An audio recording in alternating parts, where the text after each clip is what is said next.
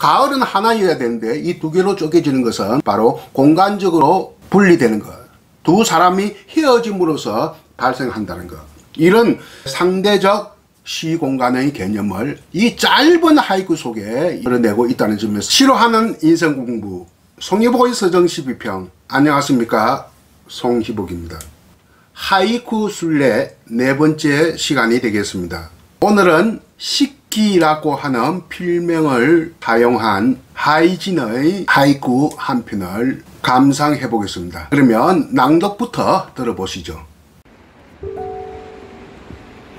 두 개의 가을, 시키. 떠나는 내게, 머무는 그대에게, 가을이 두 개. 역시 하이쿠는 17자밖에 되지 않으니까 아주 짧고 간단합니다. 간단하지만 뜻은 녹록지가 않는 것이 하이쿠라고 하겠죠. 하이쿠에 관한 책들이 들어 있습니다만 우리나라에서 그래도 많이 대중적으로 알려진 책은 류시화의 하이쿠 일기라는 부제로 된 100만 광년의 고독 속에서 한 줄의 시를 읽다입니다. 무려 760쪽 되는 대저이고 또 역작입니다. 류시아 님이 이 책을 내기 위해서 많은 공을 들인 것으로 충분히 짐작이 됩니다. 100년간년의 고독이라고 했으니까 뭐 다른 시인의 시에서, 일본 시인의 시에서 나왔는데요, 좀 일본답지 않는 제목이다. 일본 사람들은 그렇게 허장성세, 과장 이런 것을 좋아하지 않거든요. 그래서 일본 문화 자체를 이어령 선생이 표현했듯이 축소지향의 일본인이거든요. 근데 그 굉장히 과장적이고 허장성세에 가까운 그런 표현이 아닌가. 그래서 좀 일본답지 않는 그런 좀 제목이 아닌가, 이런 생각은 듭니다. 100만 광년의 고독이라고 했으니까. 한 문학 청년이 처음으로 객회를 했습니다. 요즘 말하면 폐결핵이죠. 19세기 말에 그 문학 청년이 첫 객회를 할 때, 피를 토할 때 두견서의 울음소리가 갑자기 들렸어요. 아, 이것도 무슨 인연이 있나 보다 해서 두견세를 한자로 한국, 중국, 일본에서나 자규라고 합니다. 그래서 자규가 일본말로 시키라고 발음하거든요. 필명을 자규, 즉 시키라고 필명을 사용하게 된 문학 청년이 있었는데 그 청년이 쓴 하이쿠가 오늘 공부할 하이쿠입니다. 시키는 폐결핵이 걸려서 요양차 고향에 돌아갑니다. 고향에 가서 고향 마을의 중학교에 교사로 재직하고 있는 나스메 소새끼를 만납니다. 나스메 소새끼는 우리나라의 이광수에 해당하는 인물이다. 그러니까 일본 근대 문학의 주축을 놓은 사람이다. 한중일 근대 소설은 이 세 사람으로부터 시작됩니다. 중국의 루신과 일본의 나스메 소새끼와 한국의 이광수로부터 시작한다. 이렇게 보면 되겠습니다. 대체로 시점은 19세기 말에서 20세기 초가 되겠는데요. 세 사람 다 그렇게 시대적으로는 많이 떨어져 있지가 않습니다. 나스메 소새끼가 이 세 사람 중에서 가장 시기적으로 조금 앞시기라고 할 수 있겠네요. 우리나라 작고한 국문학자요 비평가인 김윤식 선생은 두 차례 1년간 일본에 가서 견문을 넓힌 적이 있습니다. 뭐 만나는 사람도 없이 자기 혼자 요즘 젊은 이들이 말하는 지콕, 방콕으로 책을 막 일본 책, 한국에서 가져간 책 뭐 이런 것을 많이 1년 동안 공부한 분이죠. 1970년에 일본에 처음 방문하고 두 번째는 1980년에 10년 간격으로 일본에 갔는데 일본을 갈 때 그 두껍고 무거운 이광수 전집을 들고 갔습니다. 일본으로. 그래서 일본에 있으면서 에토준이라고 하는 비평가가 쓴 소새끼와 그의 시대라는 책을 있다는 것을 보고 또 그것을 읽고 큰 자극을 받아서 귀국해서 이강수와 그의 시대라고 하는 원고를 연재하고 책을 냅니다. 무려 이강수와 그의 시대는 200자 원고지로 8,000매에 해당됩니다. 책 3권 분량으로 나왔는데 어쨌든 이 책은 평전적 작가 연구의 고전으로 지금까지 남아있다. 어쨌든 그 나스메 소세키가 일본의 문학사에서 차지하는 위치와 비중은 엄청나다 이렇게 이야기할 수 있겠는데, 이 나스메 소세키는 소설가로 잘 알려져 있지만 하이쿠를 쓴 하이진이기도 합니다. 시키와 소세키는 그 시골에서 서로 만나가지고 의기투합하고 앞으로 이 하이쿠를 현대화하는데 뜻을 함께 합니다. 사실상 하이쿠의 현대화에 대한 동기라고 할 수 있겠죠. 예, 그리고 시키가 다시 이제 도쿄로 돌아올 때, 고향에서 좀 몸이 좀 나았다 싶어서 돌아올 때 소세키와 이별을 하게 되죠. 자기 고향 마을에 있는 교사 소세키 이별을 하면서 이별을 소재로 한, 사람 간의 이별을 소재로 한 하이쿠를 짓는데, 바로 그 하나가 오늘 낭독한, 모두의 낭독한 하이쿠, 뭐 잠정적으로 제목을 2개의 가을이라고 합시다. 떠나는 내게, 머무는 그대에게, 가을이 2개. 이것은 류시아님의 역봉 그대로 나왔습니다. 제가 더 멋있는 게 없는가 해서 아무리 생각해도 더 멋있는 게 없다 싶어서 류시아 옮김을 그대로 지금 옮겨서 지금 낭독을 해드렸습니다. 또 한편이 있어요. 또 한편이 있는데, 가을 바람 속 살아서 서로 보는 그대와 나.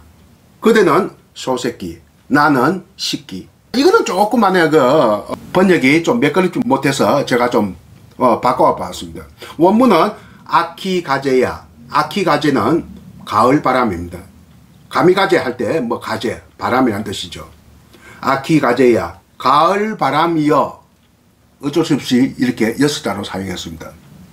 이키테 아히미루, 이키테 아히미루, 살아서 서로 보는 이라고 되는데, 일본 말은 미래형이 없어요. 현재형, 미래형 같이 쓰는데 문맥을 보고 현재형이냐 미래형이냐를 판단해야 되는데, 유시아님은 현재형으로 판단하고 있는데 사실은 미래형입니다.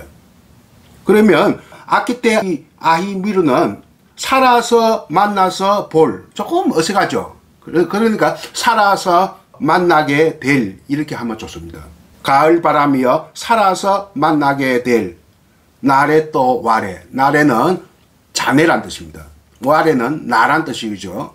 그래서 자네와 나, 이때는 조금 거대란 말과도 똑같습니다만 자네가 낫습니다. 가을 바람이여 살아서 만나게 될 자네와 나. 이런 어떤 또 이별의 하이쿠를 짓기도 했습니다. 두 번째 하이쿠는 5, 7호를 딱 맞추지 않고 이렇게 6, 7, 4로 어쩔 수 없이 뭐 그래 유지했습니다만, 그것이 가장 우리말스럽고 또 정확한 번역이 아닌가 이런 생각이 드네요. 여기서 오늘 공부할 절대적 시공간이 없고 상대적 시공간의 개념으로 된 시다. 왜냐하면 떠나는 나와 머무는 그대, 즉 내 고향의 나스메 소세키에게 이렇게 공간적으로 서로 자기는 동경으로 도쿄로 다시 돌아오니까 이 공간적으로 서로 분리되지 않습니까? 이게 이별입니다. 공간적인 분리, 공간이 분리되니까 시간마저도, 즉 계절마저도, 가을마저도 이렇게 쪼개진다. 너의 가을, 나의 가을, 자네의 가을, 나의 가을 하면서 공간이 분리되니까 시간도 쪼개진다. 이것이 절대적 시공간이 아니라 상대적 시공간의 개념입니다. 이렇게 보면 되겠고, 나는 이렇게 생각합니다. 사람들이 이게 대해서는 그건 많은 얘기들은 없는 것 같은데, 하이쿠에게 영향을 끼친 사상이 있다 하면 불교의 선이라고 봅니다. 불교의 선사상, 선의 영향이 지대하다고 보는데, 이런 말이 없는 건 아니지만 그렇게 중시하지 않은 것 같은데, 앞으로 한번 더 제가 살펴볼까 합니다. 불교에서는 마음을 중시하죠. 마음을 중시한다는 것은 일체 유심조라고 합니다. 모든 것은 마음에 의해서 만들어지고 사라지고 다시 생성하는 것이다. 일체 유심조, 조자가 창조할 때 조자입니다.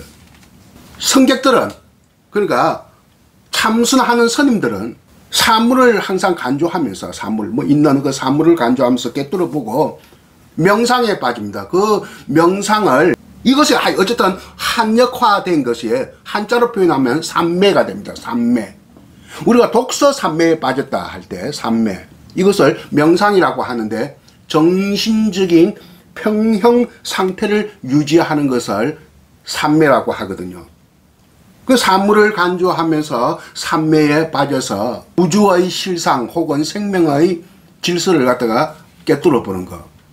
이것이 바로 선이라고 할 수 있겠는데, 이 선이라고 하는 이 개념이 엉뚱하게도 프랑스 작가 생텍쥐페리 어린 왕자에서도 나오는데, 생텍쥐페리가 불교에 관심이 있었는지 없었는지 그건 전혀 알 수 없어요.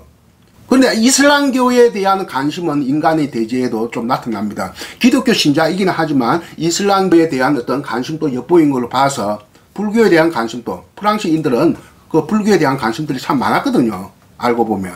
이런 게 있습니다. 어린 왕자의 멘토가 되는 여우가, 그 여우가 현자의 상징으로 나오는데, 여우가 이런 말을 합니다. 잘 보려면 마음으로 봐야 돼.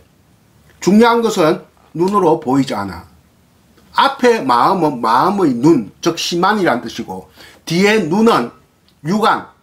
중요한 것은 육안으로 보이지 않는다. 마음의 눈으로, 즉 시만으로 봐야 된다. 이런 말을 여우가 어린 왕자와 서로 헤어질 때 한마디 합니다. 이때 여우는 현자의 상징이다.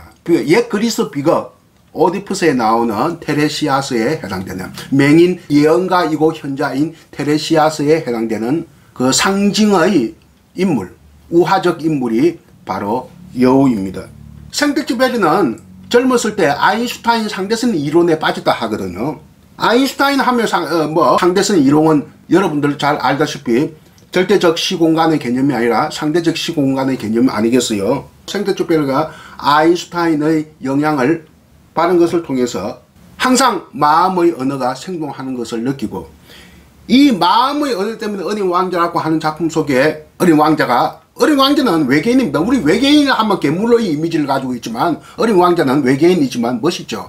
목도리 두르고 금발의 소년이고, 이 외계인 어린 왕자와 동식물과 대화를 하거든요. 동물은 여우고 식물은 꽃이거든요.